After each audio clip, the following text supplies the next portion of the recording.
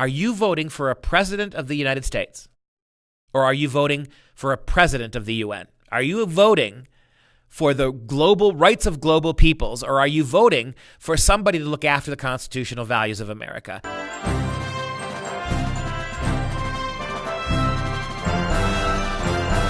I'm Dr. Duke, and this is Constitution Corner. Well, in my day jobs, ladies and gentlemen, I'm a professor at a university, and I teach English, which means I teach great books. And so I have a freshman class right now, and what we're reading is ancient Roman biographies. And so we're reading the biographies of people like Julius Caesar, Augustus Caesar, Mark Antony, and we're reading that period in Roman history where the constitutional republic that Rome was, the republic that had existed for 600 years, begins to fall apart, and strong men vie to take power away from the people. And we get the first king, Julius Caesar, who's assassinated, but then his young nephew wins the ensuing civil wars. And the the constitutional republic that was Rome now has become an empire.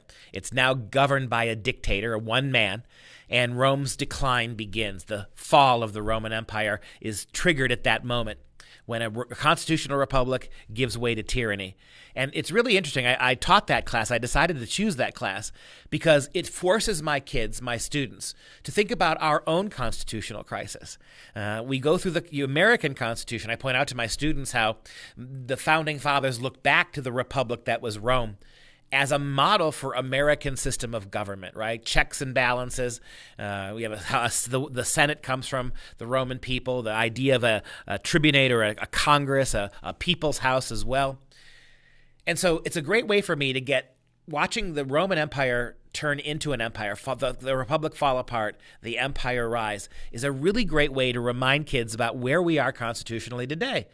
And I would argue that one of the major things facing the American Constitution is this idea that we owe allegiance to something greater than our own Constitution. And in the modern world, that takes the face as the UN.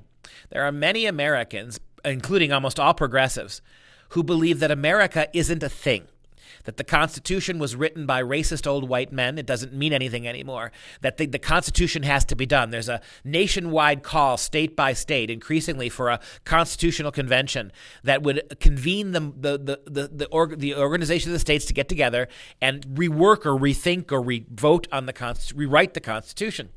All of this, it seems to me, stems from the idea that we are not a nation state, we are not a nation, we are citizens of the world. The United Nations, by the way, who has its own constitution, so to speak, its own charter, its own borderless ambitions, its own overweening autocratic desire, like an empire, an emperor, to rule all of them, right? Like the Lord of the Rings, one ring to bind and rule them all. What we're facing today is a crisis to some degree like what the Romans faced. As the American people forget and aren't educated in the costs and the price of freedom, when we're not teaching our families and our children what the Constitution says and what the cost of liberty is, the temptation is to want to cede our sovereignty as we're already ceding our borders, as we're already conceding climate, who controls the climate, who gets to dictate what people will and won't do, ceding it to some larger charter, right? In this case, the Charter of the United Nations. This is the lesson that we have to take. We cannot allow one world government because that's exactly what it is. You put a small group of people in power over small, free Western nations as if it was the arrival of an emperor to remove a constitution, changing governments from freedom and liberty towards centralized local control. And that, whether you know it or not, on a much more global scale, was what's facing us. It's what was facing the Romans.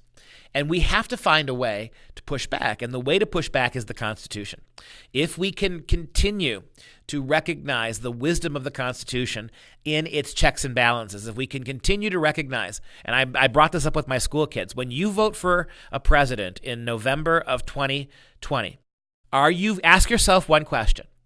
And no one's ever asked them this before. They were kind of stunned by the question. I said, ask yourself, are you voting for a president of the United States? Or are you voting for a president of the UN? Are you voting for the global rights of global peoples, or are you voting for somebody to look after the constitutional values of America? That really took them back, and it really took back the liberal kids too. It didn't dawn on them that most of the progressive candidates aren't even pushing for American values. it didn't dawn on them that the push for radical illegal immigration was actually a radical push to do away with borders in the name of globalism. I like to think that reading The Fall of the Roman Republic and then asking them about their own constitutional process and then challenging them. Do you want a president of the United States, or do you want a president who subordinates the American people to some overweening UN charter? Even the liberal kids seemed very suspicious of that when I gave them that information. Who says reading the classics is a bad thing? Who says reading the great books of Western culture doesn't make a difference? We just need to do more of it, and we need to show kids what it is they're actually voting for when they vote for globalists. Well, hey, as always, we need you to honor the Constitution by living it, understand it. It doesn't matter if you don't follow it. You can go to thenewamerican.com and jbs.org for more news and information and for more shows.